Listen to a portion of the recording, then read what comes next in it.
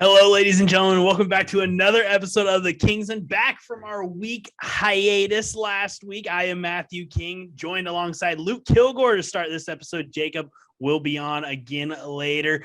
It's been a few weeks since we've even talked basketball on here, Luke. It has been a while and a lot has happened, so figured we should get back on here and recap how things are going. You're back from college. We're glad to have you back.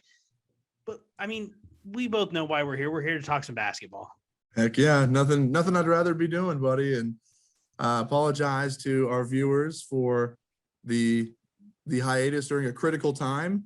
Finals week and that preparation kind of got the best of me. So, but we're done now. Back home, baby. Good semester at WSU. And the NBA playoffs just keep on rolling. Oh, absolutely. Speaking of WSU, let's talk about the first round. Let's go into the Golden State Warriors and, of course, the pride and joy of WSU. Nice. Klay Thompson, they were able to take care of business in their first round series against the Nuggets. Really dominated. The Nuggets did end up getting one at least, but, I mean, I think we all saw how this was going to play out. Jokic just got named MVP for the second straight year, but they didn't have anything else really to kind of counteract the depth that the Warriors seem to have on the offensive end especially. Well, I mean, the Nuggets had zero depth at all. You know, they were one of the lightest teams as far as depth goes coming into the playoffs. So there's only so much that Jokic can do by himself, and then you've got guys like Will Barton and Monte Morris. There's only so much those guys can do against a team that's got the stars and has rising stars. And has been there before and just knows how to excel in the playoffs. So, yeah, no one ever really thought the Nuggets had a chance. But I was surprised to see them get a game. That's just kind of a testament to the grittiness of that team and to Jokic, of course. I mean, geez, man. He's carried the world on his shoulders. An Atlasian style effort, Herculean style effort, whatever. Herculean, I think, is how it goes.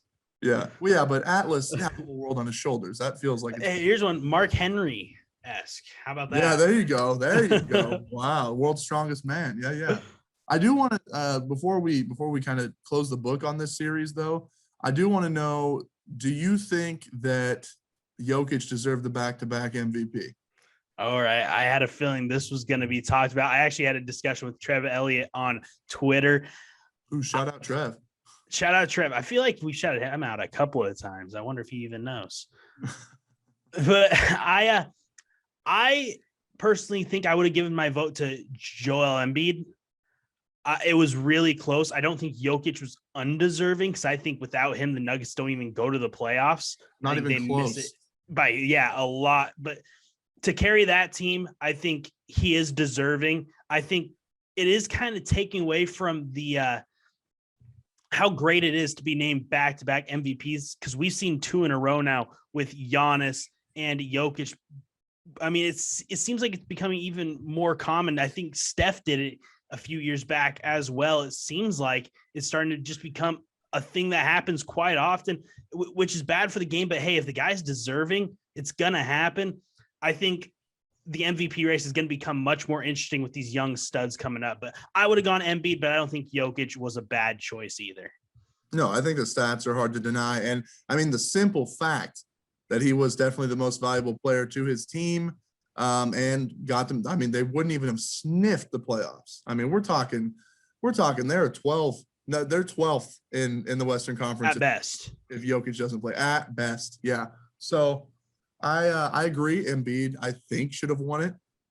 Now, I don't know if we just put too much time. I mean, MVP is a huge award. Obviously, it's the probably as far as season awards go, the most heralded one in the league, right? So it is maybe bad for the game to see back-to-back players, but it does kind of also illustrate their dominance. I mean, it's obviously not LeBron level dominance yet. It's not Jordan level dominance yet, but these guys do go on crazy runs, and Jokic's stats were just insane. But yeah, I thought Embiid deserved it, buddy. I thought that would have been amazing to see, that he really earned it this year. But maybe next year, I don't know.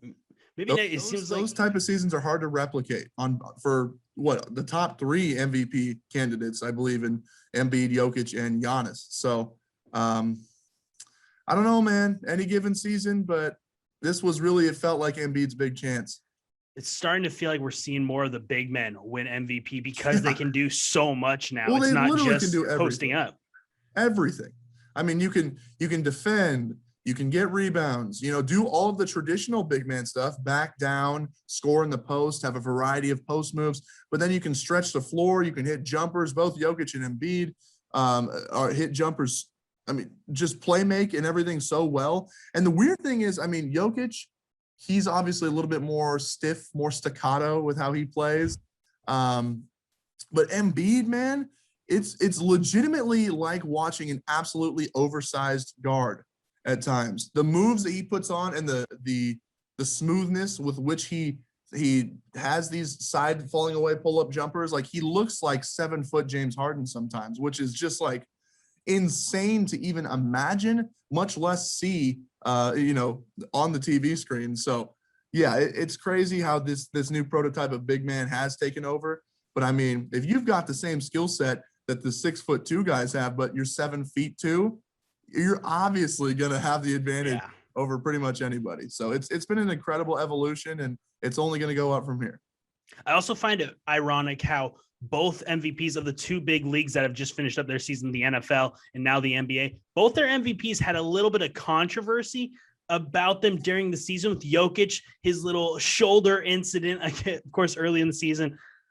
I mean, it's good to see that nobody is getting things held against them. It's just what you're doing on the court. I think Jokic, I'm not quite sure if he really regrets what he did, but I think he knows it could have been handled probably in a better way than what happened. But you live and you learn. I love how you alluded to who that NFL MVP was, but did not name him. I don't want to, okay, it's Aaron Rodgers back to back. Let's see if he can make it 3 straight. Then I'll be impressed. Let's move on to the team that won their first round series to advance take on the Warriors. It was the Memphis Grizzlies. They had a very tough first round series that they were able to actually survive against the Timberwolves. I mean, the Timberwolves threw everything they had at them. The Grizzlies, though, it was Ja Morant's time to kind of take off and announce his arrival, and I think he did just that. I think everyone knows the name Ja Morant now. In my opinion, I think he did that last year in the playoffs with his crazy effort, and his clutch gene was just incredible. I think that this very well could have gone differently for the Timberwolves. They're very tough. They can score the basketball, and they're kind of streaky with how they go on runs. However, multiple times in that first round series, the Timberwolves had it in the bag going into the fourth quarter and just found new ways to choke. And I know that's harsh, but they found new ways to implode and give up the game. And that has actually been something that's followed Karl Anthony Towns throughout his career, to be honest with you. D'Angelo Russell has struggled with it at times. We thought that Anthony Edwards would really be the big difference, but looks like he is about 2 wins worth of a difference, which is huge. Don't get me wrong. 2 wins in a playoff series, huge. But I don't know if it's coaching. I don't know if just Cat just cracks under pressure. There's just a couple items there that don't really make sense. Also, when Patrick Beverley gets into foul trouble and he comes out of the game, they look lost. They look completely different. And then, a lot of people don't want to give Pat Bev that much credit. As a Clippers fan, I loved having him on my team. Hated seeing him beat us in the play-in, but there's a lot to be said for that type of leadership and the type of confidence he gives the team. And the moment that he checks out of the game, all of a sudden, Ja Morant has a wide open lane every time to get to the hoop. He's getting to the cup every play. And if he's not, he's getting there and kicking it out to a wide open 3 shooter. So I think the Timberwolves, they could have won that series, but they just faltered. I mean, they broke when it came down to the most serious moments and opened that door wide for Memphis to come in and capture those games. So Ja Morant was amazing. I think guys like Dylan Brooks were very impressive as well. I mean, they've got a lot of shooters on that Memphis Grizzlies team, Desmond Bane as well, that just are able to take over and get hot. So they were impressive. Yes, they won that series outright, but man, it was kind of a shame, especially for how celebrated the play-in victories were for the Timberwolves and what felt like their momentum. It was really a shame to watch them go down like that. And they've got to make some sort of change. There's something going on up there for a couple of the players and maybe the coaching staff. It's something in Minnesota, I swear. I mean, every major sport, they just can't seem to get over the hump, go win the big one. And I thought Cat really kind of disappeared on offense throughout that series. He was kind of there for a moment, then all of a sudden he was gone for 3 more quarters. I think it needs to become Anthony Edwards' team, but I think Cat just needs to show up in those situations. I mean, you're the face of this team still. You got to be able to play a little bit better than what he did show in that series, especially on offense from a guy who we've seen him contribute offensively throughout the years when the Timberwolves don't have the depth that they have now. I mean, he's got to still put up those numbers. I don't know what it is. Like you said, there's something that's just off about the Timberwolves. I'll be curious to see if they kind of gel together more the more they play together, or if they're going to have to start making a couple changes. It'll be fascinating. Well, and he's got to know too. You made a great point there, saying this has to be Anthony Edwards' team now. Someone who's very good at accepting that secondary role is DeAndre Ayton. He's now, I mean, you can pretty much say he's number 3 on that team, on the Suns, right? You got Booker, Chris Paul, then Ayton, and he's okay with that. However, he does know times when to show up. There's times where he's okay with taking that support auxiliary role and maybe not getting 30 or 40, but there's also times we've seen him hit alley-oop buzzer-beating dunks. We've seen him make critical play after critical play in clutch time. Like, those are the things that Karl-Anthony Towns has to learn. He's got to be able to pick his spots, when to assert himself as a leader, because there are times when Cat says, you know what, I'm pissed, I'm scoring. And then he doesn't. I mean, he doesn't know when to turn it on and turn it off and when to kind of shift into a certain role when you want Anthony Edwards to take over. Because Anthony Edwards, dude, clutch. Amazing. I know Cat's one of the best shooting big men in the league, if not the best shooting big man in the league, 3-point contest champion. But Anthony Edwards, when it comes down to a pressure cooker moment, he's making that shot. And if he's not, he's putting you in a great spot to get a rebound and to go for a putback. So Cat's got to defer. He's got to do, he's obviously had a really, really tough last few years with COVID and a lot of his family passing away or suffering from that. Loved seeing his dad at the games, but Cat's got to do something, and he's got to figure something out mentally and kind of figure out where he fits if they want to be a contending team, because they were very close. They are very close. They're still right there. You talked about the Suns. Let's move into their first round series. They were able to survive a tough series with the Pelicans. I mean, they survived some injuries with Devin Booker going down, but they were able to fight through, win it in 6. I think the Pelicans really showed off that they are pretty close to being a contender as well. They're missing some pieces, but I mean, you see the foundation there for where the Pelicans want to go. They just ran into an absolute buzzsaw. Yeah, they're missing a Zion Williamson, and that's about it. I was immensely, I mean, from the get-go, from the play-in, I was immensely impressed with the Pelicans. The fact that they were able to get 2 games, not having Devin Booker, whatever, what have you. That Suns team, even without Devin Booker, is still a playoff team in the West. I know that's kind of a hot take, but they're deep. They're very deep. And so the Pelicans, to even get 2 games out of them was immensely impressive. Brandon Ingram was insane all playoffs. Ridiculous. McCollum doing CJ McCollum things. He's Mr. Consistent when it comes to that. But they were incredible to watch from the moment they entered the play-in, went on that streak, and to the moment they fell to the Phoenix Suns. And you're right, it's a buzzsaw. It's a 1 seed versus an 8 seed. That's how it's supposed to go. But the 8 seed's not supposed to win 2 even. So yeah, no, that's a win. It was very impressive. That was a big win for the Pelicans. And of course, Devin Booker able to come back late in that series is good news for them heading into the second round, where of course they already started their series with the Dallas Mavericks, who were able to survive the Utah Jazz. As soon as Luka came back, it felt like that was a wrap on it. And now the question rises, is this the end of the Jazz as we know them? Rudy Gobert, Mitchell. I mean, Is someone going to leave, or are they going to try and run it back again? It's going to be very, very interesting. Donovan Mitchell, he's the guy I think of when I think of the Utah Jazz. I can't see him going anywhere, but I think that might be the most likely thing for the Jazz. You can't see him going anywhere, but I can. I can see him going a lot of places. I know what you mean, though. He is the identity of the Utah Jazz. I don't know if I see Quinn Snyder staying there. I know that at least rumors, right? The NBA media is so dramatic with how they – NFL too, honestly, with how they swirl rumors around and then they just end up to have like no elements of truth in them. But the big rumor with the Utah Jazz is Rudy is saying it's either him or me. Either D. Mitch is gone or I'm gone. And whatever, no matter how you slice it, the Utah Jazz, if that's how – I mean, if they throw their hands up and say this is what we got to do, they're going to get a huge package for either of those guys. I mean, we're talking pieces and picks galore. No matter who you ship, whether it's Rudy Gobert, it's a 2 or 3-time defensive player of the year, or Donovan Mitchell, who is just a scoring machine, a good leader, can get you buckets in a variety of ways.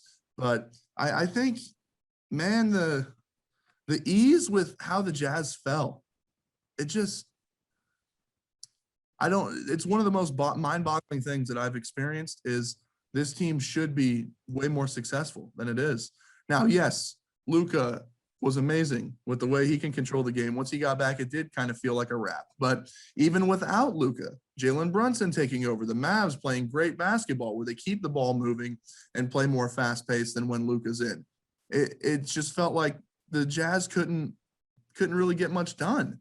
They scored like 77 or 78 in one of those games. Yeah. Utah Jazz team should never, ever, ever be scoring 70-something in a playoff game. Ever.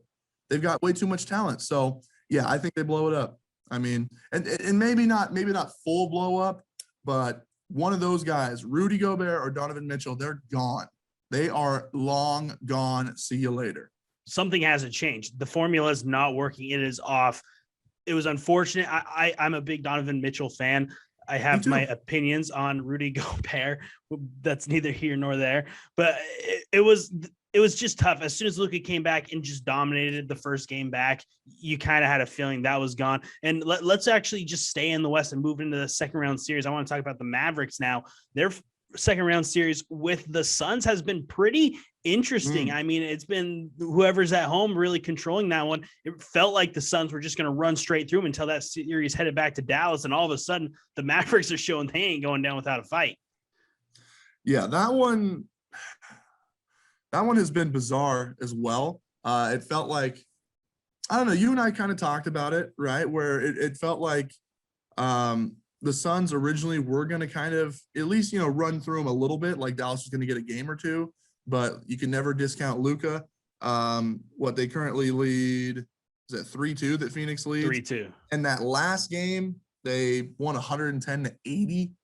As Dallas Luka still put up decent numbers. Jalen Brunson still had somewhat decent numbers. Nobody else stepped up for him. Nobody else. And that's, you're going to need better efforts from everyone, like Kleba. You need better efforts from Dinwiddie, that sort of a thing. So I think that the Mavs, yes, Luka's been ridiculous, but when they're at their best is when they've been an astonishingly good defensive team this year. And that's when they have beat the Suns, they're holding them to 110 or less, right? So their 2 wins, they won 103-94 and then 111-101. So when you're able to hold a high octane offense like the Suns to less than 110, you're doing really good. And that's what they're going to need going forward. However, I don't see Luka getting much further. I think maybe they go 7, but the Suns take it. Yeah, I don't see the Mavericks being able to overtake the Suns. I think the Suns, remember Booker coming back from that injury. He only missed a couple of games, but you're not just going to slide back in. Now. Yeah, he's looking great. he's picked it up. Exactly my point. He's starting to play, and Chris Paul's playing the best basketball he's played of the postseason in this series. He did not get off to a great start in that first round series against the Pelicans. He's been pretty consistent in this series. He's had those games where all of a sudden he's a scoring machine, which we've seen from Chris Paul. I don't see the Mavericks. I think that series wraps up in 6. I think the Suns go and take care of business and head to the Western Conference Finals. The one thing I think we have realized about the Suns is they aren't that unbeatable team. I think a lot of people looked at them as coming into the playoffs. They're human. I mean, you can defeat them. You're just going to have to win one in Phoenix, which so far easier said than done. Yeah, that Phoenix crowd is red hot. They can taste it, man. They can taste the contention and that possible world championship coming. But you're right. The Suns do have holes, especially when they're playing away. They've got some definite holes where certain people might not step up. And you did mention Chris Paul. He has only scored single digits the last couple games, though. He has still gotten his assists. In game 4, he had a ton of fouls. He got in some big foul trouble. And then there was that whole incident with one of the Mavericks fans, like, trying to hug his family, trying to be physical, whatever. It's bizarre. And that, you could tell, totally threw him off his game. So that was really something that was bothering him. And when Chris Paul is not floor general, completely focused in the game, Chris Paul, then your chances of winning a ball game go down severely.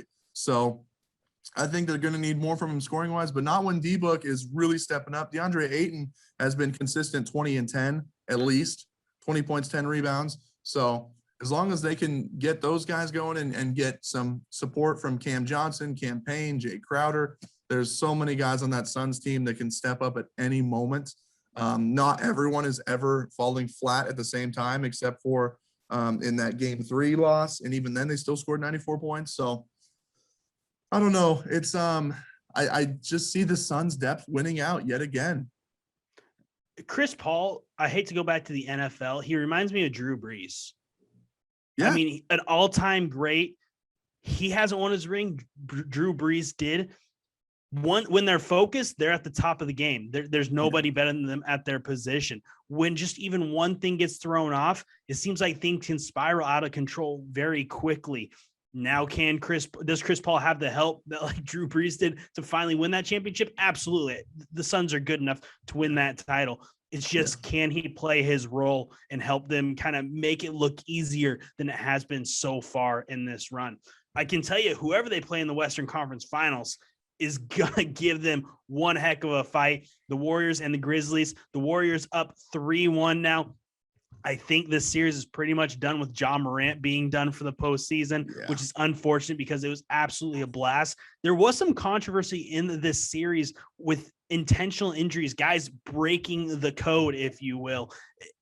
I found things fascinating. I saw a lot of people get on Ja Morant for his tweet after his injury. He did go back and delete. I hope people don't hold that against Ja Morant. It was a heat of the moment thing. He saw he was wrong, and deleting a tweet is pretty much owning up to it. Like, hey, yeah, maybe I was off about that. But things have been a little bit interesting. The Dylan Brooks incident, of course, with Gary Payton. I mean, it's been chippy, but I think the Warriors are in a pretty good spot to finish this thing off. Yes, they are. And there was nothing dirty that led to the Ja Morant injury for sure. But Dylan Brooks, different story. But we've seen this storyline time and time again with the Warriors. I'm not going to lie, buddy. Yes, they are absolutely elite and have been for a decade plus. But they have also had some timely injuries on the opposing side that have led them to having an easier run. The Spurs and Zaza Pachulia injuring Kawhi, that immediately comes to mind. And that broke the code. So I don't know. It's always funny when you kind of hear that. And Steve Kerr was very much up in arms about the Dylan Brooks thing. And he's not wrong.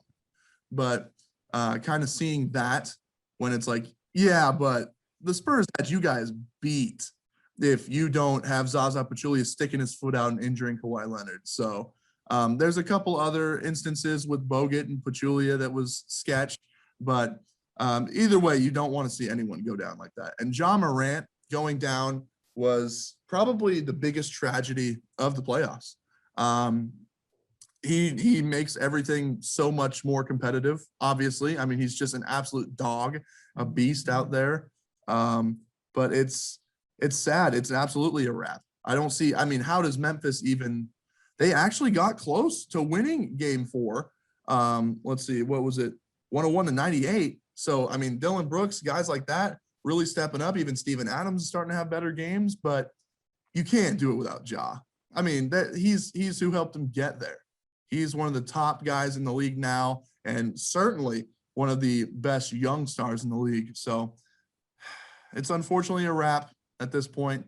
Golden State's way too good. Yes, they're missing a defender in Gary Payton II, but they didn't lose Steph. You know, that's if the Warriors were to lose Steph, that would be the same kind of ramifications as Memphis losing their best player in Ja Morant. So it was a great run, but this type of stuff happens. I'm going to be honest. I got to disagree with Steph going down being in comparison to Ja going down. I think the Warriors have other weapons that they could. Yeah, it'd be a massive loss. Don't get me wrong. But I mean, they still have Clay. They still have Jordan Poole, who's been unbelievable this postseason. So they still have guys.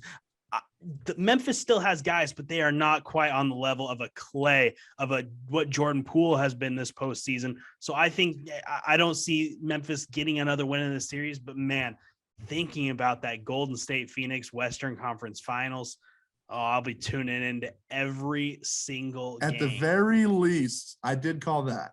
At the very least. There you go. I called that one.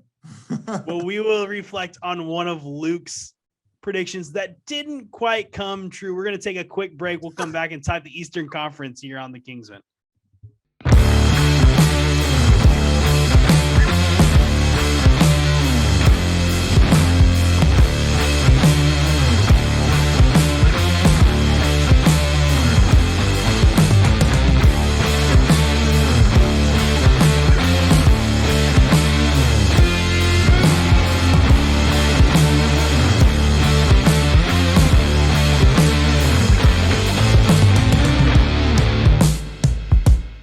Athletes, the time is now to get serious about improving yourself to reach your goals.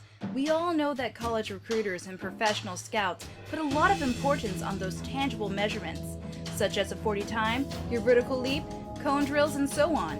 Proactive Physical Therapy in Tumwater has a special, unique training program that will improve your results across the board. If you are serious about raising your performance to the next level, you need to talk with the pros today at Proactive Physical Therapy.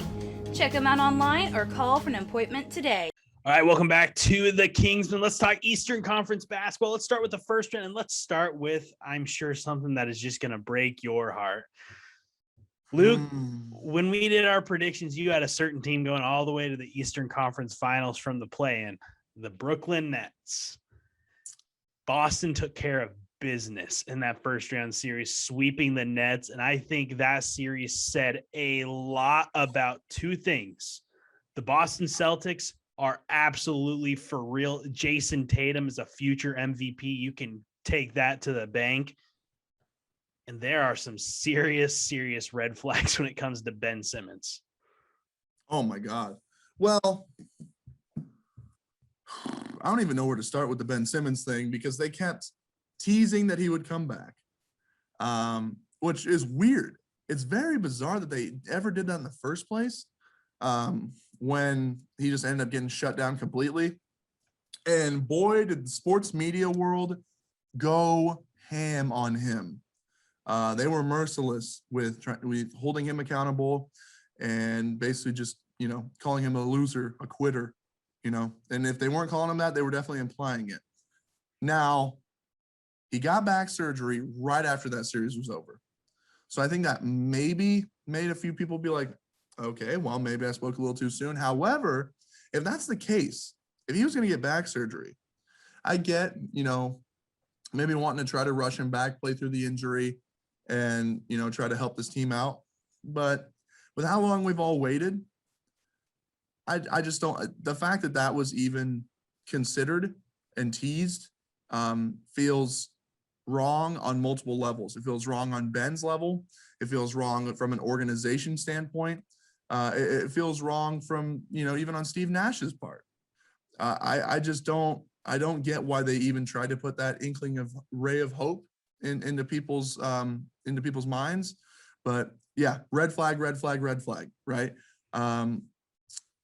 From what I saw, KD and Kyrie are still super cool with him. And they're just like, whatever, buddy, get better. Let's run it back next year. And Kyrie absolutely wants to run it back next year from what everyone's saying. or from what he said. I apologize. And I don't know about KD. He had some of his worst playoff games in this series, which, to be fair, the Boston Celtics, they've got the best defense in the league, statistically. So they really proved it. They really, really proved it. They were able to lock KD up pretty well. Kyrie had outbursts here and there, but then there were times where he didn't shoot the ball as much as you'd think. When KD was struggling, he just didn't really shoot the ball when they needed him to. So there's a lot of issues, and boy, yeah, there's egg on my face. I'm eating crow, whatever, all the cliche phrases.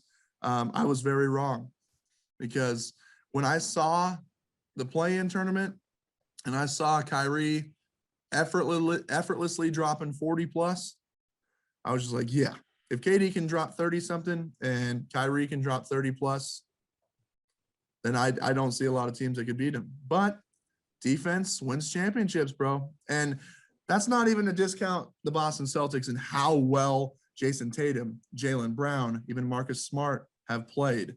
I mean, they are definitely for real. They are definitely a huge threat to go to the Eastern Conference Finals. But they took care of business, man. They looked great. Yeah, I don't even know how to look at the Ben Simmons situation. There's so many different angles you can look at. I'm fascinated by him being courtside game 3, and all of a sudden he's not there game 4. It's just the whole thing's weird. It's bizarre how it went down. Them going down 3-0 had to be the deciding factor in him not playing game 4. I don't think it was he saw they were down 3-0 and he's decided, you know what, I don't want to be part of it being swept. I'm out. I think they're like, there's no point in potentially doing more damage to that back that, like you said, he had surgery on. He did have surgery.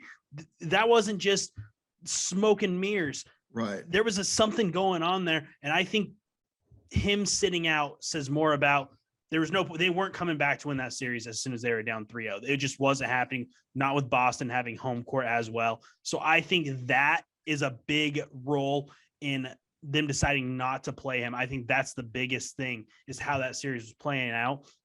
But yeah, Boston, my goodness, this team is just stacked with talent. The one area I was a little bit worried about, and still am, is that bench. I don't think their bench is quite as deep as their opponents will be throughout the rest of the Eastern Conference, and if they make the NBA Finals. But man, they're starting 5. They can go toe-to-toe with anybody. There's just nobody you can just assume is going to have an off night. Any of them can beat you any night.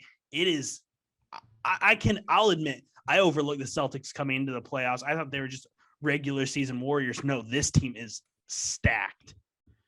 Yeah, they're for real. Obviously we mentioned Marcus Smart, Jaylen Brown, Jason Tatum, just an absolute dynamic trio. But then there's guys like, I swear nobody knows how to use Al Horford better than the Boston Celtics. His playoff experience, his aggressiveness, his IQ is through the roof. It's out of this world.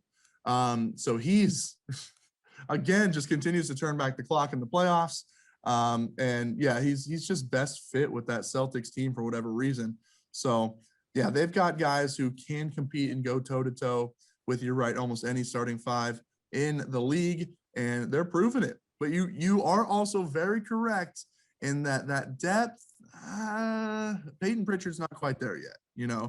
They've got guys that on that bench that feel like maybe they're 2 or 3 years away from being a lot more stacked depth-wise, just growth and improvement. But they don't have Phoenix Suns depth right now. I'm glad you talked about Al Horford. I want to talk about him when we talk about their second round series. Let's go ahead and look at the first round series of the team they're playing, the Milwaukee Bucks. My Bucks were able to take care of business after really laying an egg there in a game against Chicago. They just dominated the Bulls. As soon as it felt like they were almost playing with their food a little bit, and they realized, hey, this Bulls team they have a puncher's chance. And as soon as the Bucks realized that, they just started dominating. It is a shame Chris Middleton is out for, again, who knows how long. That's a worry. But man, Giannis, it takes a special defense to take care of business against him. It takes miraculous defense to take care of business against Giannis Antetokounmpo. Like, he He's unbelievable at so many levels. And he just keeps getting better. And I know I sound like a broken record every time I say that, but he just literally continues to keep getting better. So he's a regular season god, but he's a playoff just all-timer. So he has been incredible. You're right. They definitely just rested on their laurels for a game and let Chicago win one. I wasn't sure if Chicago was going to win one or not, but they ended up getting it. But as soon as that happened, you're right. It went off, and it's like, no. We're not doing this. We know how to win. We know how to win a title. So they really put their foot to the gas and put the pedal to the metal, whatever, all the way through the rest of that series. And losing Chris Middleton is huge, especially as they get deeper into the playoffs here. And even right now in this series against the Celtics, there's a definite sign out there that's, he is missed on the offensive end and on the defensive end, really, but especially on that offensive end when they need someone else to really step up. So I don't know where it's going to be going forward. I don't know if that's ultimately going to really be the reason that they don't win the title, but Giannis is definitely filling that void to the best of his ability. I'll tell you that. Yeah, and I got a lot to say about their series with the Celtics. We'll move on to that here in just a moment. We'll recap the rest of the first round series. Let's go ahead and go to the Miami Heat against the Atlanta Hawks. I thought the Hawks would maybe give them a fight. They really did. The Heat just ran through that series. They were absolutely dominant. And I think that you said defense wins championships. I think the Miami Heat are the team to look at when it comes to defense. Now, I do want to talk about something Shaq said. This is about something he said in the second round, but I want to talk about it now. He said that Tyler Hero is on the same level as Luka and Trae Young. And I think that is one of the most absurd things I have ever heard. I love Tyler Hero. He is a stud. He's coming off the bench, though. You cannot put him up there with Luka or Trae yet, despite the fact that Trae was absolutely shut down that series. Yeah. I get where Shaq's coming from. Also, that comparison was made even like in the beginning of the season. Like, is Tyler Hero on these two players' level? And it's like, I mean, they are the star for their respective teams and under all that pressure continue to produce. So yeah, it's not really fair, but at the same time, he doesn't have the same role, So I think it is unfair to even make that comparison in the first place. To say that he's that good of a player, well, it's a tiny argument, but there is some sort of argument, I guess, to be made. They just choose to have him in that six-man role because the Heat are really deep, and he thrives in that six-man role, and in limited amounts of minutes can get buckets in a hurry. So I think only time will tell as far as that goes. I really don't see him being a six-man his entire career, at least during the prime of his career, as much as, as that has become with guys like Lou Williams and Jamal Crawford. And, I obviously two Clippers there, but they really did well to utilize that six-man spot. So I don't know. I think that he eventually could be there, sure. But the fact of the matter is that Miami Heat team has a lot of guys that take a lot of attention away from Tyler Hero. We haven't seen how Tyler Hero can produce when he is the focal point of the offense and other teams are literally game planning for him, as you would see for Trae Young and for Luka Doncic. So yeah, it is. Shaq does come off the top rope with stuff every once in a while that makes you kind of think, but I get where he's coming from, but you're right. It's just that's not a fair assessment at this point. Let's now go on to the 76ers and the Toronto Raptors in that first round. Now, this one got a little bit interesting. It looked like the Sixers were just going to run the Raptors right out of the gym going up. What were they up 3-0, I believe? And then the Raptors come back and win 2 straight. And all of a sudden the Sixers had to we talked about the Bucks having to focus up. The Sixers had to, but they were able to finish them off in 6, avoid that what would have been a very intense Game 7. They took care of business again. Joel Embiid is just so special. He's one of the better players of this generation, and we don't really talk about him because they haven't really won. They're winning in the playoffs now. This team's good enough to go on a run. It'll be interesting to see if James Harden can kind of step up and refine his stroke in the second round. Of course, we've already seen a little bit of it, but that was my question coming out of the first round is, could he or turn back the clock, I guess I should say, and really give Embiid that Robin to his Batman. Yeah. Yeah. Well, and the Batman analogy is even better now that he's masked, right? I feel like he might be the coolest masked basketball player that we've seen. And we've seen a lot of really cool big stars that have worn those masks and had crazy games in them. But I don't know, for some reason it just fits Joel really well. But you're right. I think that there's a couple things, right? James Harden, ever since he got traded, or ever since he went to Brooklyn, I suppose, he's been okay with taking a more supplementary role. He still makes. He still plays the point guard position pretty much, and gets his assists, gets some steals, plays some good defense at times, plays some bad defense at times. So, but we haven't seen crazy scoring outbursts where he's taken 30 shots a game. That's just something that they haven't really done, and that the Sixers and Doc Rivers haven't really wanted him to do. So I would be curious to see if they did get into desperation mode, what that would look like, because James Harden has been known, even when it's been bad performances, to go down swinging like that and to go down firing. So I don't know, man. I do know, though, that the Sixers have some other guys that are really key. Tobias Harris has done a really good job at stepping up. And Tyrese Maxey has been very special. And I know we'll talk about the second round, but they need guys like Harris and Maxey to step up if they want to be in the Eastern Conference Finals. Let's go ahead and hop into the second round, because I don't think there's much to say about either of those series in the first round. Let's start with the Sixers and the Miami Heat. I mean, so far the Miami Heat have kind of played bully ball to start, but all of a sudden, guess what? The Sixers come back when Joel Embiid comes back, and all of a sudden, I think the Heat are starting to realize Embiid being off the court was a big, big deal. When he's back on there, the Sixers are a complete different team. The Heat absolutely dominated Game 5 to go back up 3-2. But going back to Philly, I mean, I like the 76ers to force a Game 7. I think this is a very winnable series for both squads. Oh, yeah. I think it's a toss-up, but I do think Philly's going to win it in Philly. I think that the 120-85 Game 5 win for Miami was it's just one of those days where one team really showed up and was really hyped up, and the other team was sluggish, not nearly as physical. And you're right, the Heat have just been kind of playing bully ball when they've thrived the most against the Sixers, but facing elimination, I'm kind of torn. I don't see Embiid having a bad game in Philly. I see James Harden feeding off of Embiid as long as Embiid thrives. Now, James Harden has obviously choked in some big critical moments in playoff games before, but I don't think that's necessarily going to happen until maybe Game 7. And I've said this the whole time, I still don't believe in Miami. I think that even if they won this series, they're not going to go to the finals. I don't believe in them. You can write it down. I think the Sixers do end up taking it in 7 games, though.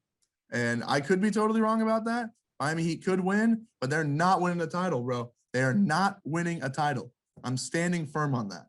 Man, if they win a title, that is going to be clipped and all over Twitter. I apologize. It is going to be even if it's you and your 10 burner accounts. I don't care. I'll take all the lumps. I only have one, okay? Oh, yeah. My bad. I don't think the Heat win a championship. I think they could. I'm not going to be as bold as you were, but I think Philly does take care of business in this series. I like where they're at. Joel Embiid seems to be turning it up a notch. That game in Miami, what would be a Game 7, would be absolutely fascinating. Oh. It feels like when the Heat can shoot, they're going to beat anybody because they're going to play defense every single time out on the court. They fly all over the court. You don't get anything for free against them.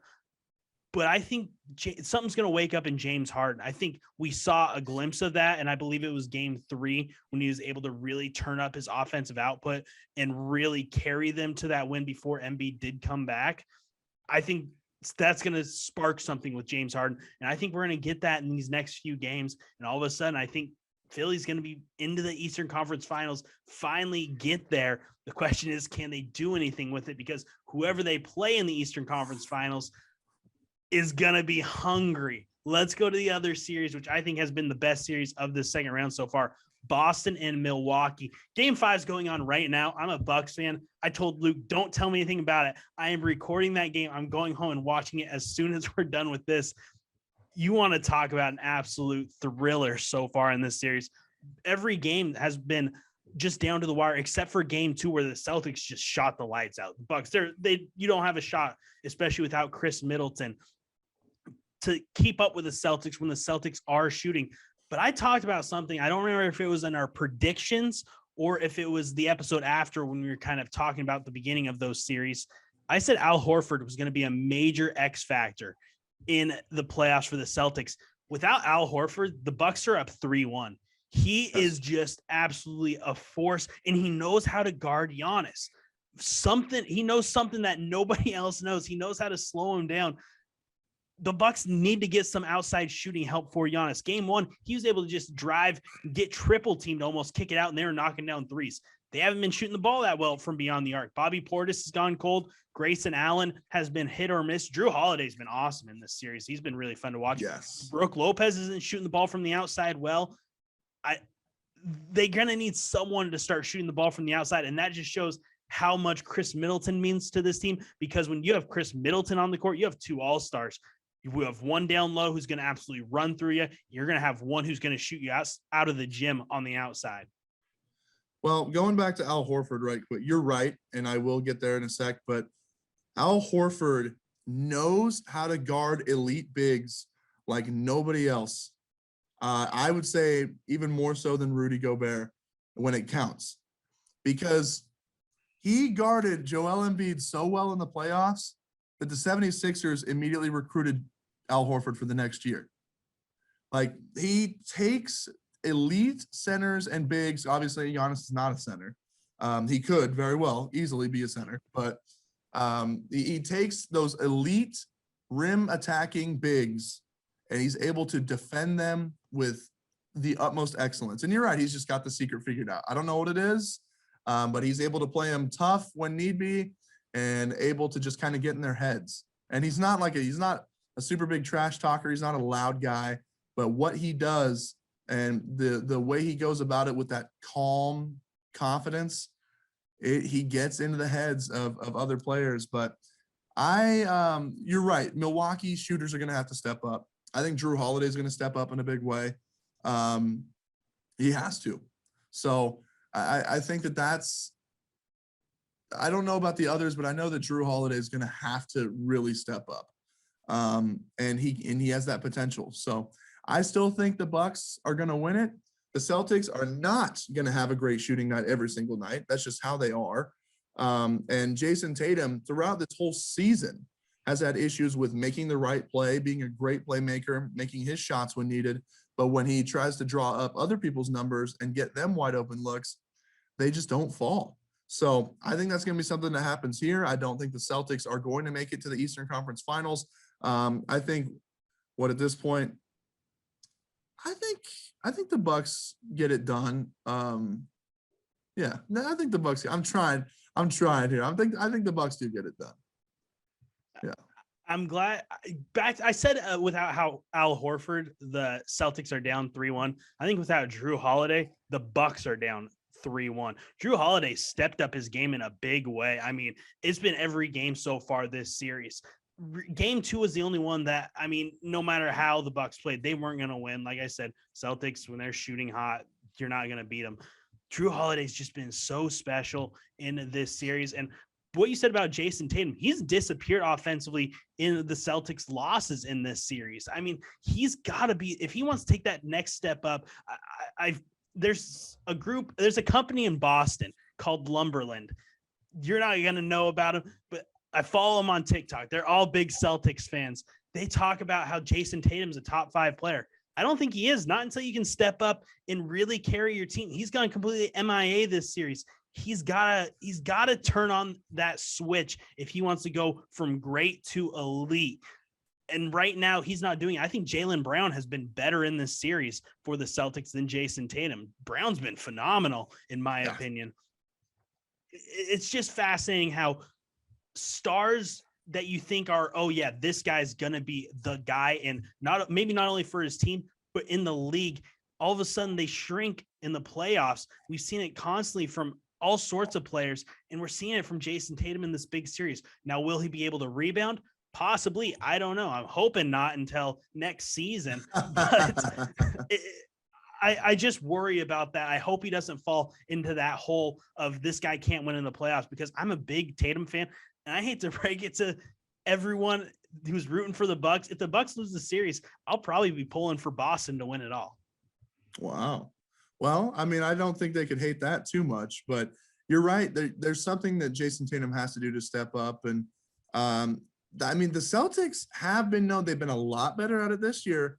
The Celtics have been very notorious for melting down in the fourth, just giving up leads. So yeah, Jason Tatum needs to put his stamp on some games, and that really should make you feel that much more appreciative for those stars that are able to go into these games and step up in under just immense pressure, more pressure than you and I could ever imagine, right? So for them to step up with the whole world watching and win games, there's something to be said for guys like LeBron and Kobe and Michael and those guys that just did not falter, and some of them even did in that case, but it gives you more appreciation for those stars who are just able to tune everything else out. I agree, but I don't think Boston gets it done. I think Giannis is just too dominant. I hope you're right. I still have Boston getting the job done in that series. And if they do get the job done, it sounds like Chris Middleton's a little bit closer to coming back than I think a lot of people expected. Wow. They get Middleton back, and if he's able to shoot the ball, if he's able to play like he did in the Eastern Conference Finals last year, that Bucks team is going to be a tough out. And we might even see a rematch from last year's NBA Finals. It'll be fascinating. We will talk about how the second round series have progressed, and next week on the Kingsmen. Thank you so much, Luke, for hopping on with us here this week. When we come back from the break, Jacob and I are going to talk about some MLB baseball a month into the season. Who are the best players in each position in each league? We'll talk about that in our teams of the month coming up next year on the Kingsmen.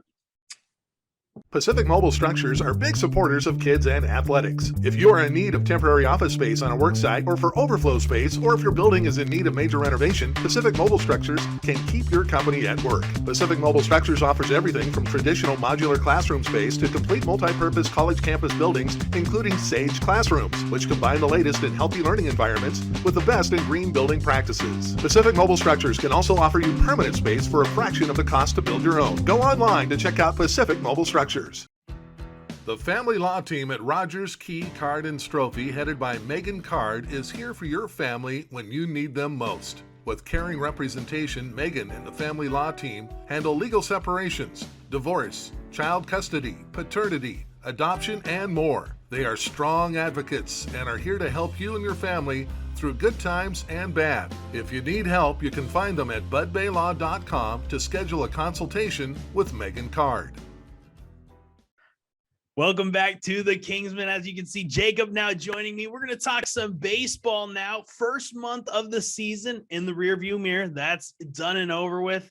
Yes. Baseball really feels like it starts in May. That's where teams really start turning it up. So I assume we're going to see some players turn up, but we want to acknowledge those guys who had great Aprils. So we decided to put together our teams of the month. And what that means is we looked at both the NL and the AL and went one player for each position. And in the outfield, that means one left fielder, one center fielder, one right fielder, and of course, DH now in the NL, and then a starting pitcher and a relief pitcher as well. And we're going to go through all of those. So we're going to go ahead and start with the National League, and we'll start with behind home plate. We're going to start with our NL catcher of April, Jacob. There are a couple that were really hard to kind of choose from. Who'd you end up going with?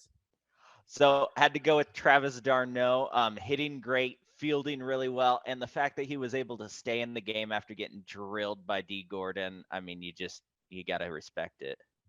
So I'm going to let you all know I do play fantasy baseball, so I actually gave the edge to my catcher on the fantasy team. I went with JT Realmuto. I mean, it was him and d'Arnaud 100%. Those were the two I was debating. But when you look at the one stat that really sets catchers apart from everyone else, it's that catching, runners, stealing, and JT Realmuto so far has been just a little bit better than Travis d'Arnaud there. They're both hitting the ball very well, but I just went with that little edge. Realmuto, he's always a stud, and he seems to have fixed that swing as well, so I gave him the edge. Now let's hop to first base. I think there is one that was pretty high above the rest when it comes to first base in the NL.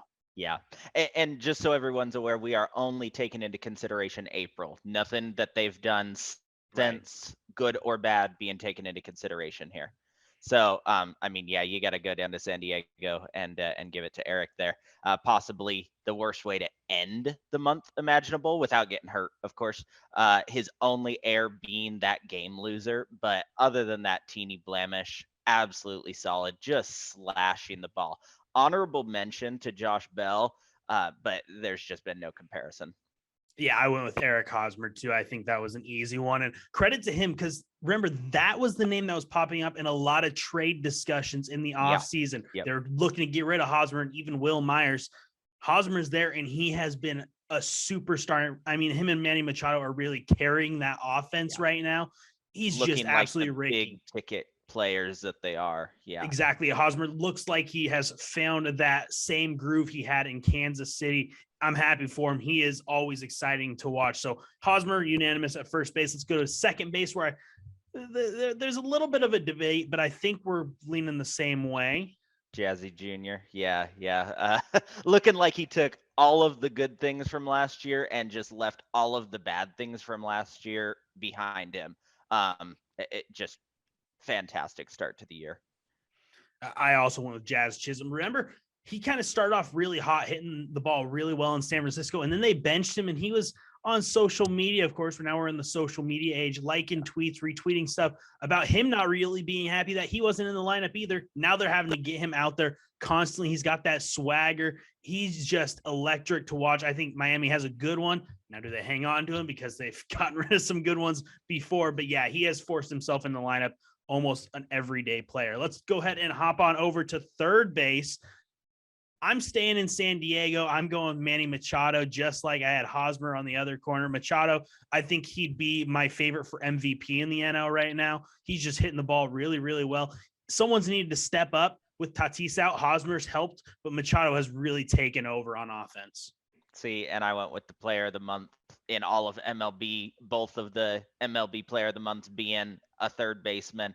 You got to go Arenado here. I mean, yes, Machado's been fantastic, and I think if you do count May, he's probably taken the lead there. But just hitting off the charts in April, there was no comparison for me. Arenado is just unbelievably doing unbelievable so far this year. Yeah, and that glove that Arenado has is just special. Let's go ahead and hop on over to shortstop. There were two that I was really debating back and forth between. It was Willy Adames and Francisco Lindor. I really, really debated, but I give the slight edge to Willy Adames because I think Lindor has more help in that lineup. They're not really trying to circle him in the batting order from opposing pitchers. Adames, right now, he's the guy. I mean, Christian Yelich is struggling. Spoiler, he just hit for the cycle today. But Adames has been just unbelievable for them. They need to figure out the offense. And since he came over from Tampa Bay, he has been unbelievable.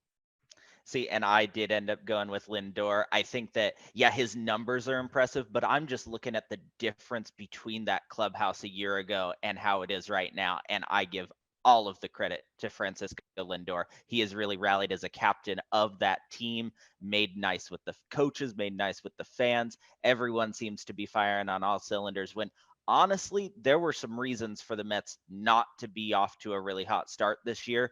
And they're just doing what they need to do and getting those wins.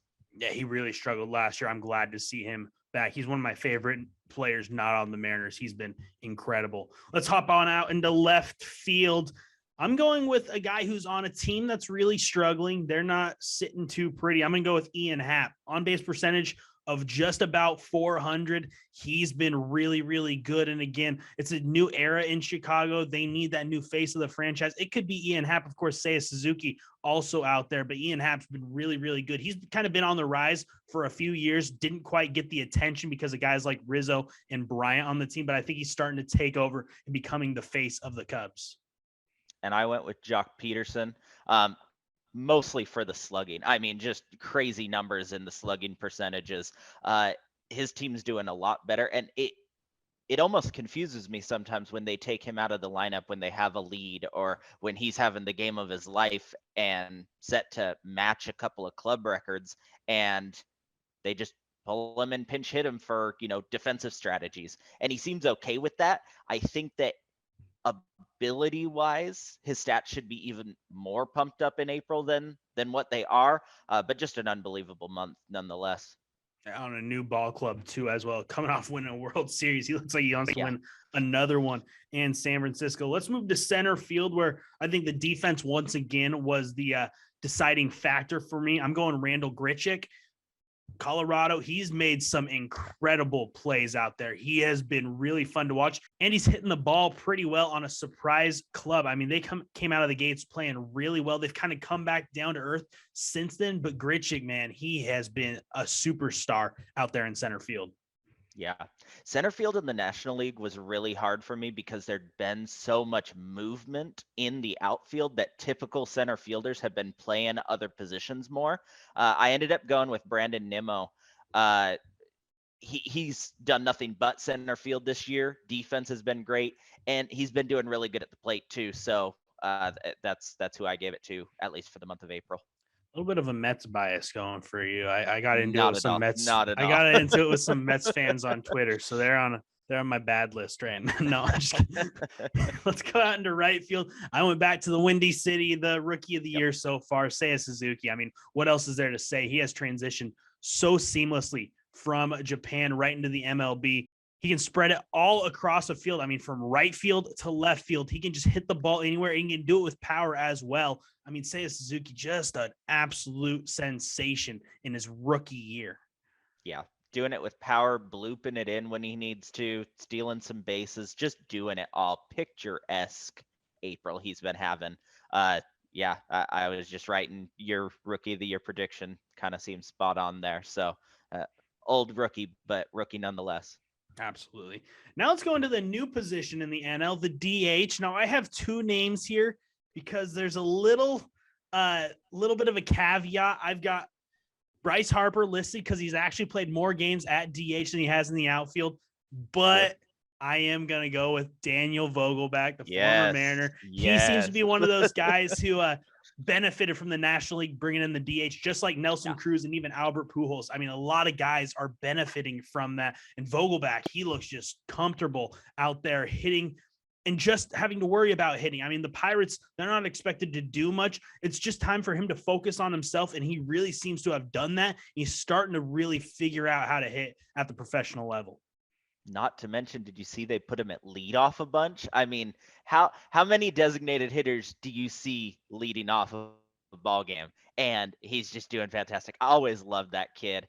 Great addition to their lineup this year. They got him on a 1-year deal. I think the team has the option for next year. They might utilize it. He is really paying off for them. Yeah, I love it. Let's go to the starters, the starting pitcher of April. I went with a newcomer to the National League, the big lefty from San Francisco, Carlos Rodon. I mean, he just got out of the gates.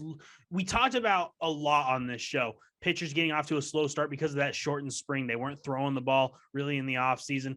He seems to have never stopped. I mean, he was dominant last year with the White Sox, had that no-hitter. He's just carried that over this season. A lot of strikeouts for him and pitching in a tough division. He looks like that ace that San Francisco needed, especially with Kevin Gausman leaving. Yeah, I ended up going with Pablo Lopez. I was really on par with what the MLB was saying in their players of the month last month. I think that his numbers looked incredible. I think there was only one guy that was coming through with similar ERA, who's on the other side of the league there. But just incredible numbers. I'm really excited to see what he can do for the rest of the year. Let's go ahead and go to the relievers. I think we're probably going to be on the same page because I think he's the best reliever in baseball, Josh Hader. I mean, just pure filth. he can just throw fastballs and you're still probably not going to hit it. And then he breaks in with that slider, and it is just not fair, especially to lefties. I mean, if the Brewers have the lead in the ninth and you see Hader coming in, it's ball game. You might as well beat the traffic and head out to the parking garage. He is just pure dominance. I've never left a ball game early, baseball game early, at least. I never planned to. But yeah, Josh Hader, without question, just keeps doing Josh Hader things. No runs, very few hits, lots of strikeouts. I mean, any team would kill for a closer like that. All right, well, there's our NL team of the month. Let's go ahead and hop on over to the American League. Let's start behind the plate once again. I'm going with Sean Murphy from Oakland, exactly like I talked about with JT Realmuto. He's done a good job of gunning down runners on the base path, not quite as good as JT Realmuto, but he's hitting the ball pretty well. I mean, he got off to a great start with Oakland, a team who was expected to really struggle this year. They've fallen back down to earth quite a bit, but he has continued to play very well for the A's. And he's continued to play. Just the fact he's almost lapping guys in number of innings. Give me the guy who's reliably available and holding ground behind the plate. That's just not something you see with catchers anymore. You see those backup catchers being used more and more because it's taxing on the body. He's racking up the hits. He's racking up the defensive contributions. Yeah, give it to Sean Murphy all day. Now to first base, where there's definitely a debate between two guys, one of them playing in the Bronx and one of them playing right up the road in Seattle. I'm going with Ty France. Call me biased all you want, but I'm going to take the guy who's hitting the ball just at a much better rate. He's getting base hits. Sure, he's not hitting home runs. He's not driving in as many runs as Rizzo either. It's close. But again, the Mariners are struggling to get on base, and France is still right up there. In fact, I believe he actually had more RBIs through the end of April than Rizzo had, and a lot of Rizzo's home runs are coming on Yankee Stadium home runs. That's something people look at and just see the number and see that looks good. Some of these home runs are not home runs in other ballparks. There's been a couple that are literally just a home run in Yankee Stadium. So I'm going to go ahead and give the edge to the guy who's just hitting the ball very well, not just hitting for power, but hitting in every ballpark as well. Yes, I will die on this hill. Do not give me Rizzo. Ty France is beating his average by about, at the end of April, about 80 points, getting on base a heck of a lot more, scoring just as many guys. If it's not beating Ribbies, it was really close at the end of April. Rizzo has a lot more help to bring him around more often, and he does have the pop, but I'll take France any day. Just being able to get on base, the clutch situations, much better first baseman in my opinion. Also, Rizzo did take he's leading a stat that he can have a hit by pitch. That's always been Ty France's curse. Rizzo can have that one. That's his award. But no, first baseman of the month should absolutely be Ty France. Let's go ahead and move to second base. This one was tough for me. There's not a lot of big name second baseman. Jose Altuve, of course, but he missed a good chunk of the month. And when he was playing, he was not the Jose Altuve we're used to seeing. It really came down to two guys. I'm giving the slight edge to Jorge Polanco from Minnesota. He's hit the ball really well. Just done his job at second base, not being a defensive liability. The other guy was Andres Jimenez, but again, he's kind of split time between second and short. So I went ahead and gave it to the guy who's really been a pure second baseman in Polanco for Minnesota. I ended up going with Jimenez, batting 346 average in April, just racking up the ribbies and really excellent defense. Just been a solid presence in Cleveland's infield when honestly, I thought that it would be a difficult situation for any one person to shine there, that he's been a pretty good exemplary effort there. Let's go ahead and stay in Cleveland and moving on to third base. I got Jose Ramirez. I mean, I think everyone does. The best hitter nobody talks about. I think he's starting to get attention. He signed that extension in Cleveland, so I don't know how much he'll get the national spotlight on him when it comes to like playoff baseball. But this dude just absolutely rakes. He's probably top 5 best hitters in baseball right now. Just does it all, and then does it with his defense as well. He's a special player. Yeah. There's no question. Just look at the guy's numbers. 722 slugging in April, 28 RBIs. You know, He is on track for 160 RBIs this season. If you just count April, that not going to happen. Just incredible.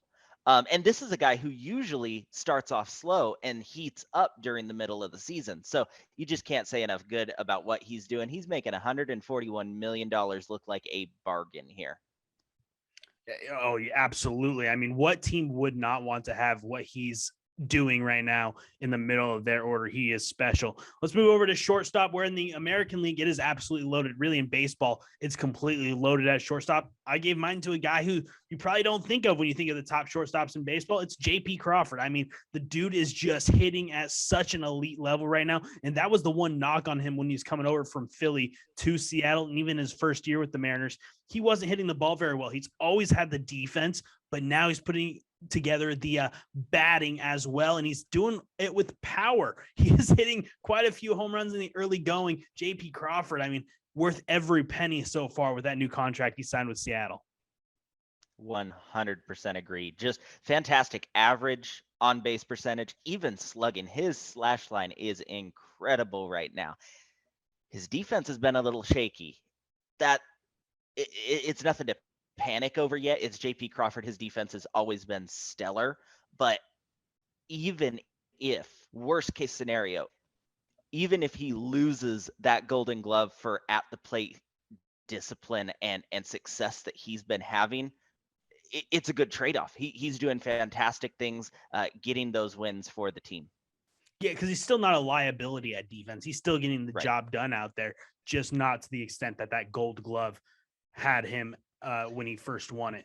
4 airs in April. That hurts, but let's go ahead and move to the outfield. Let's start in left field. I'm gonna go with a rookie, Steven Kwan. I mean, how many times do you see a guy go from AAA to the majors and his numbers get better? I mean, that just does not happen.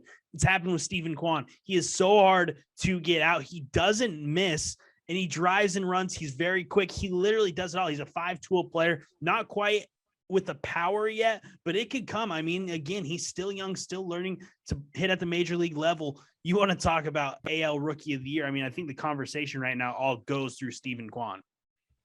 Yeah, I agree. I think we've had the same player on everything but second base so far. Steven Kwan, just super fun to watch. If you're talking about the no whiff for a certain amount of pitches and at bats, or just constantly getting on base, absolutely he's making a Rookie of the Year petition this early. Well, I think we're going to have the same guy out there in center field as well. I mean, you want to talk about he's back. I mean, there's no other thing to say. He's back. Mike Trout, I don't know if we all forgot because he didn't play last year or much of last year. He's pretty freaking good at baseball. I mean, he does it all. He has a Gold Glove out there in center, Gold Glove caliber, and then he just hits all over the yard with power. He has the speed. I mean, Mike Trout's reminding us he is the best player in baseball all the way around. Agreed. Yep. My notes are he's back. He's healthy. Enough said. That's all you need to say. Mike Trout is the reason that every team hangs their head in shame, because every single team passed him up in that draft before the Angels got him. I mean, it just goes to show, go to those rainy weather areas if you're a scout. It pays off. Yeah.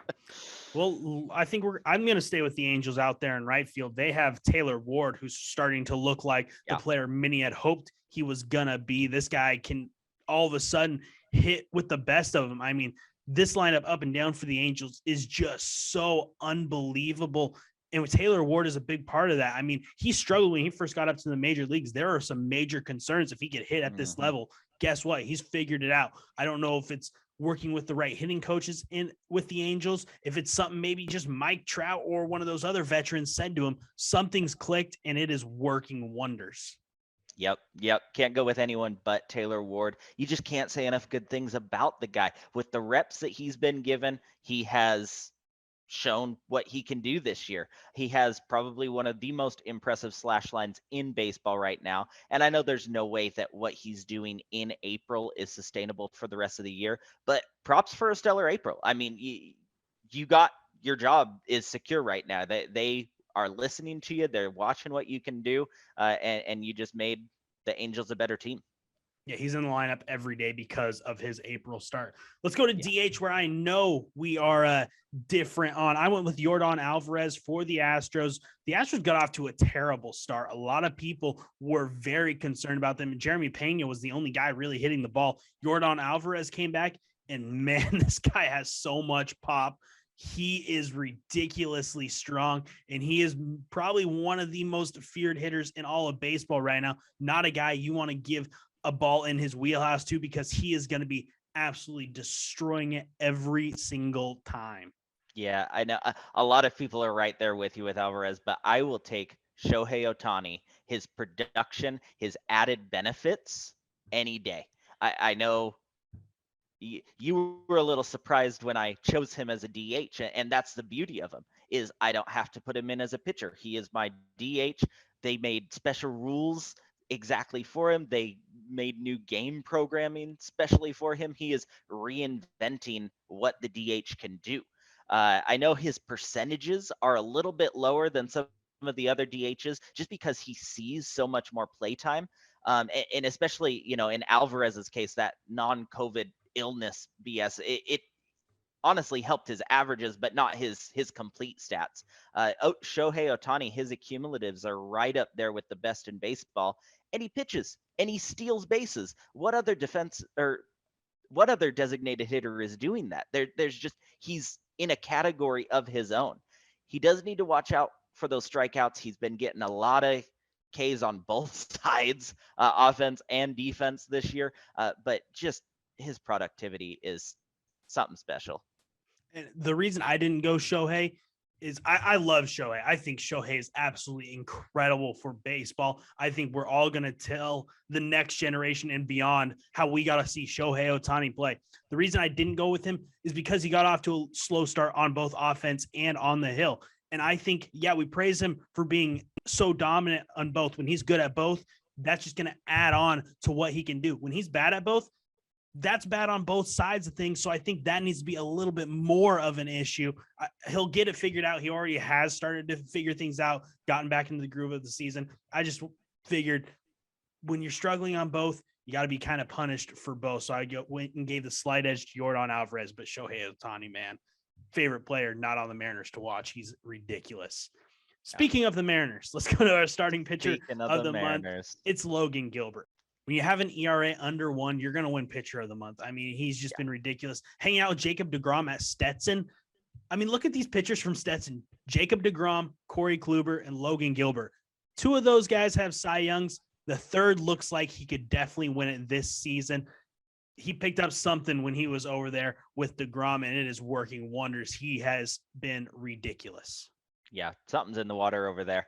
There's no question Logan Gilbert, my starting pitcher as well. He's just leading the league in just about everything that counts. I mean, there are some more dominant strikeout pitchers, but you can't argue with the stats, and the amount of hits and the amount of runs that he's allowed has just been incredible. Let's go ahead and move to the bullpen. I went with Jordan Romano from the Toronto Blue Jays. I mean, just one blown save, and a big part of that was because there was a ghost runner on second. He did give up a home run, so it still would have counted as a blown save, but that kind of changed how he was pitching, and it was against the Astros at the very end of the month. I mean, he has just been really, really good. A lot of teams going away from the traditional closer. He's kind of been a guy who's brought that role to Toronto, and man, talk about under the radar. I don't think many people have heard of Jordan Romano. It's time to take notice. Yeah, a steady rock in an otherwise kind of shaky Blue Jays bullpen situation, holding it down as well as anyone could hope for. Give it to Romano. We had a lot of guys in common on the American League. I think we only had one matching in the National League. So the AL was definitely, we were on the same page. The NL was very different. So hopefully that kind of evened things out for us over there. Well, that's going to do it for our baseball talk here this week. We actually are going to do our top 5 running back duos for the NFL season in 2022. That is coming up after this on the Kingsmen. I'll change my hat.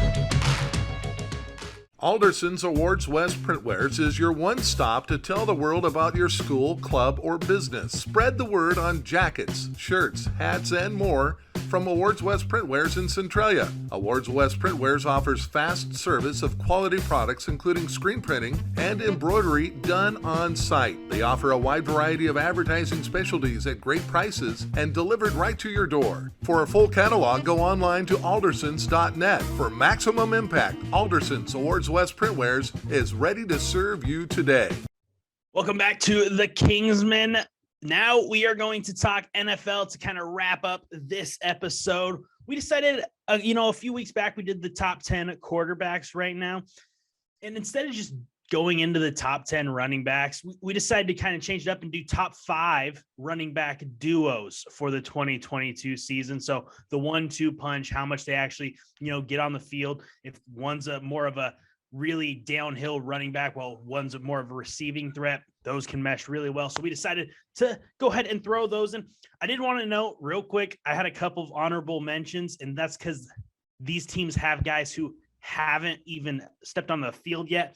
The Jaguars with Travis Etienne and James Robinson, and the Seahawks 3-headed monster with Kenneth Walker, Chris Carson, and Rashad Penny. Walker, of course, hasn't played yet, and then injury history with the other two.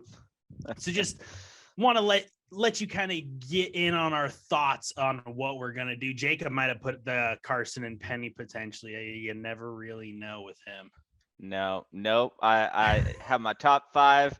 If you ain't in there, if you ain't first, you're last. So that top 5 is all I'm doing. If you ain't top 5, you're last this time, I guess. There you go. Yeah. Especially no James Robinson. That guy. Oh, he's on my naughty list for fantasy last year.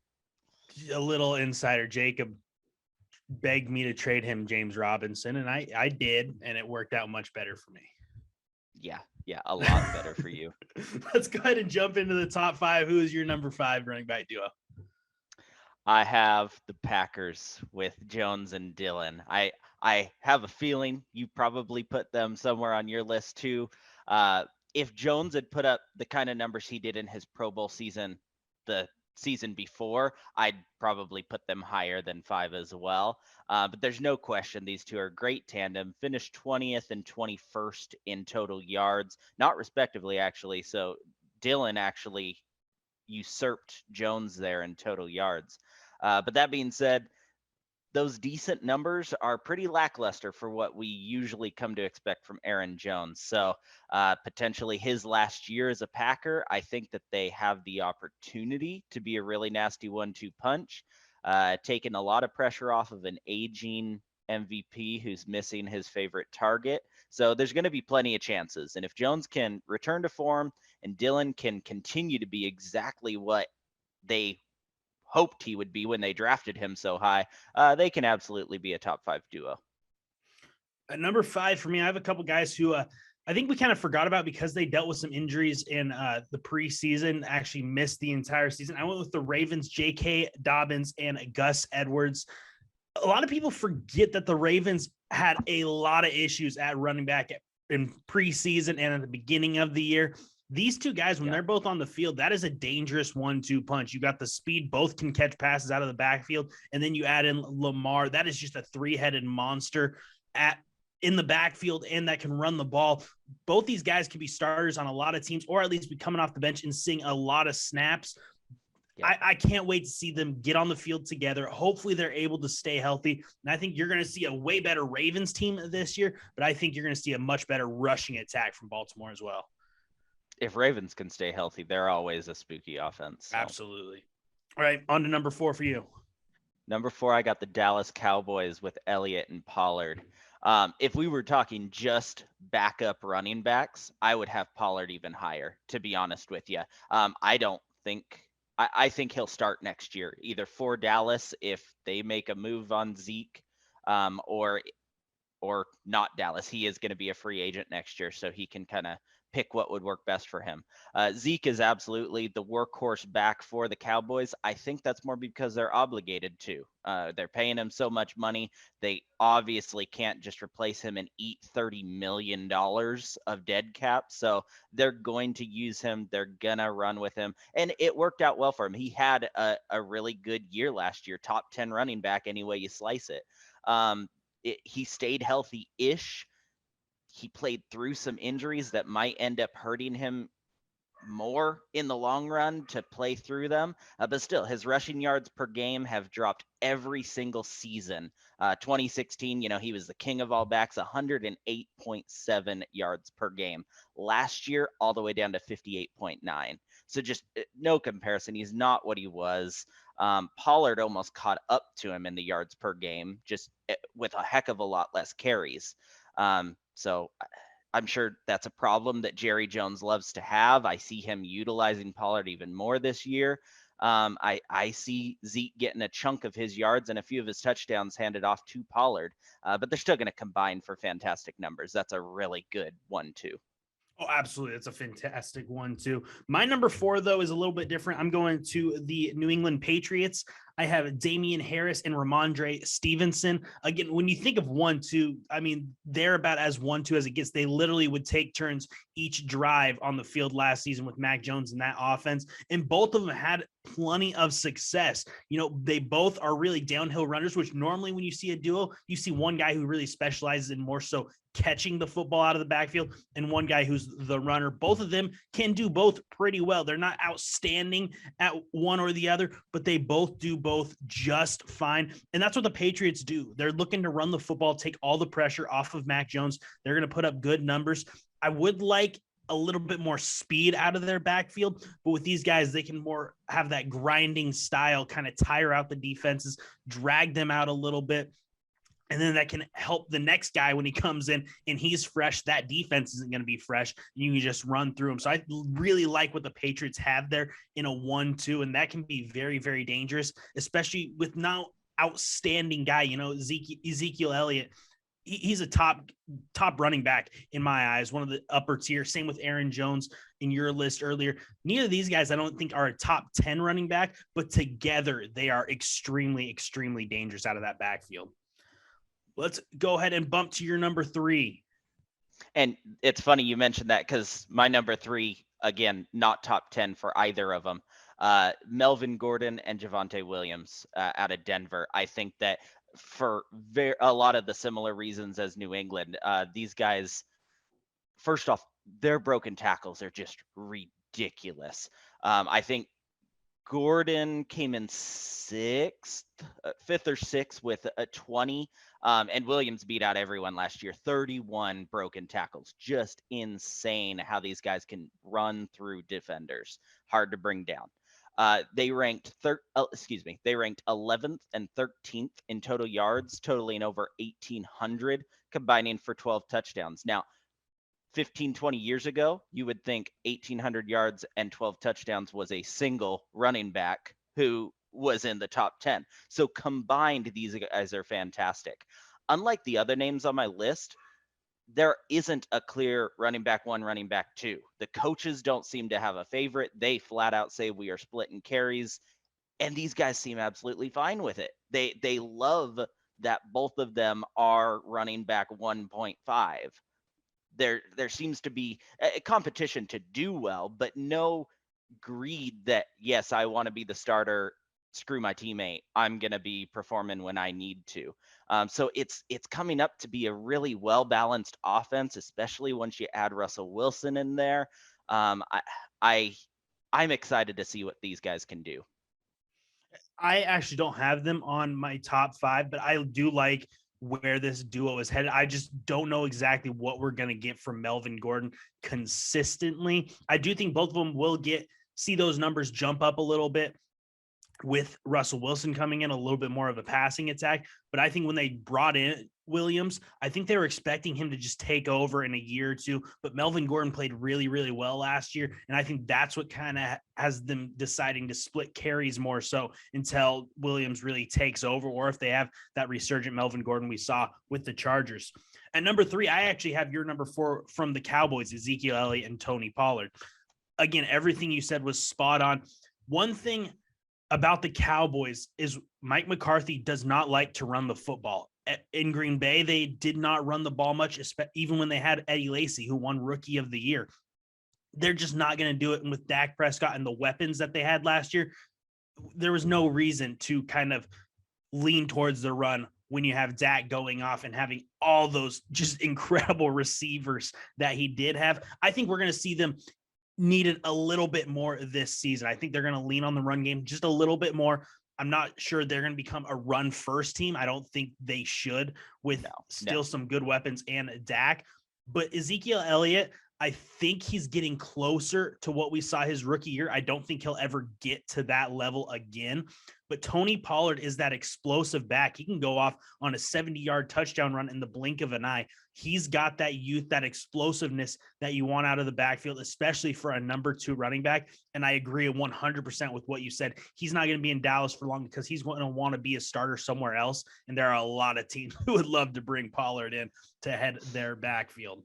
And I'll be honest with you, there's a lot of Cowboy fans who are thinking that Pollard is the running back of the future there. Now, like I was saying, if they got rid of Zeke this offseason, that would be a $30 million dead cap hit. You can't do that. If they wait until next year, that goes down to 11.8. But if they unload him in a trade, that can go as low as about 4.8. That's a lot less to swallow. And a lot of people in Dallas, Zeke had a good year, but not the year that they were paying him for. And so a lot of people are thinking it's kind of time to make that change and see if you open up some cap space, what you're able to do with Pollard as your primary back.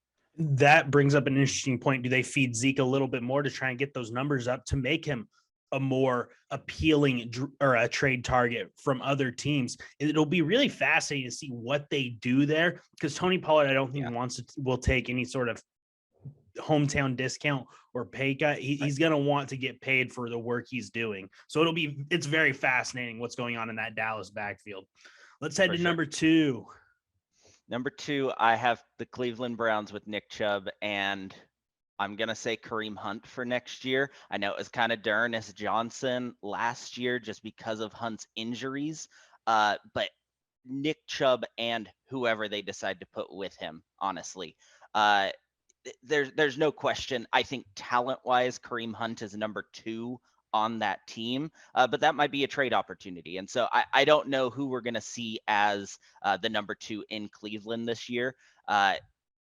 His injuries were felt last year, don't get me wrong, but D'Ernest Johnson really took advantage of the games that he was given, and finished really well stat-wise.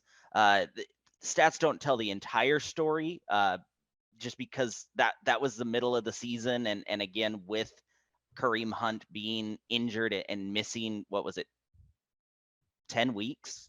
He missed a lot of time last season. Yeah. Double digits. Yeah.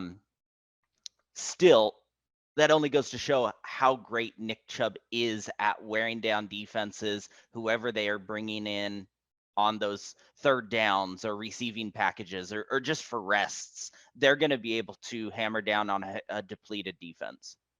D'Ernest Johnson was the reason. I remember that Thursday night game where they played Denver, I believe. They didn't have Baker Mayfield. D'Ernest Johnson was the reason they won that football game. He really carried them. Right. I also have Chubb and Hunt at number 2 for the Browns. I really thought about putting them at number 1, but again, the health just kind of has some red flags up for me, especially not only Kareem Hunt, like you just touched on, but Nick Chubb. It doesn't seem like he can get through an entire season healthy yet either. It seems like he has quite a few knee issues. The good news is, though, they have maybe Deshaun Watson this season. That whole thing's still foggy. If they do have him, the pressure will be taken off them quite a bit. They'll have a much better actual quarterback than they did before. I like Baker Mayfield, but Deshaun Watson is just better. If Deshaun Watson does miss time for his legal issues, they're going to ride them a lot. And I think that could add on to the wear and tear of this duo. That's what concerns me, is how much they have used them over the last couple of years. And I think that's a big reason why we've seen them have the injury issues. But when they're both healthy, they are both electric. They both just rack up the yards. It's consistent. They can run the ball on first, second, and third down. I don't know if you're going to stop them from getting 10 yards on a fresh set of downs. It's very tough to kind of dial in on one guy. Nick Chubb, a little bit smaller, Kareem Hunt, bigger. He can run through the tackles. Chubb, agile, can make those cuts on a dime. When they played Green Bay last season, Chubb ran all over them. Luckily, Green Bay was able to hold on to that one. But yeah, they're just so exciting. I hope that they're able to put together a healthy season, both of them, here in 2022. Sure. Now let's head to the number one spot. Jacob, who are you giving it to? I had a feeling. I know. I'm shocking you here. I thought about putting Chubb and Hunt in number one as well, but there isn't a duo that comes close to the production that the Colts had last year. And I know we're talking duos, and Jonathan Taylor definitely gets the lion's share of the carries and the yards and the touchdowns. I don't have to explain his merit to you at all. But Hines is a very capable running back who saw 32% of the snaps last year. And just to put that in perspective, Pollard saw 34. So right there in the mix of it. He's an underrated receiving back. He collected another 310 yards on 40 catches last year. Not to mention, he's a more than decent kick returner. Now, I know kick returns and punt returns have really dwindled in the last few years since there's been more touchbacks and more fair catches, but he still can make a difference in a game for the good or the bad. I know last year with that muffed punt in Miami that it just completely destroyed the momentum of the game, where nothing seemed to be going well. That was his only kick return fumble ever, by the way. He does pretty darn good at holding onto the ball anymore. His rookie year, I don't know if you know this, his rookie year, first preseason game he was put in, 4 fumbles. Running back coach told him, "Son, you fumbled more this game than I did my entire career. Stop it." Ever since, he has redefined himself, recharacterized himself as being very able to hold on to the ball.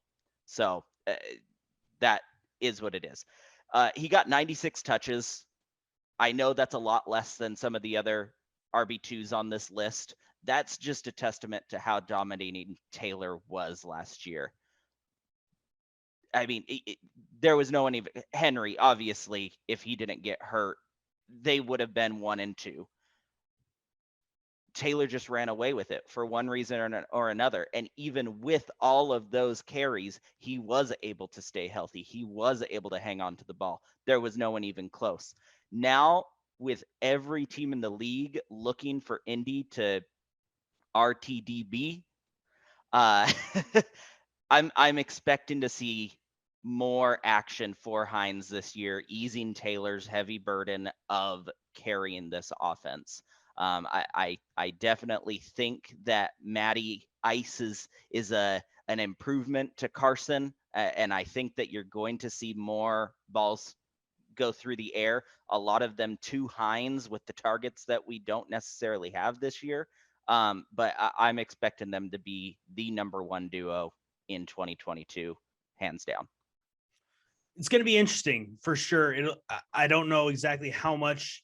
My concern with him is how much Hines actually sees the field with Jonathan Taylor. I hope that they give Taylor some nice long rests, because I think that's going to be something more common. I don't think you're going to see, you don't see those backs that go out there and just dominate on the carries. Taylor did last year, and so did Derrick Henry. He's always going to.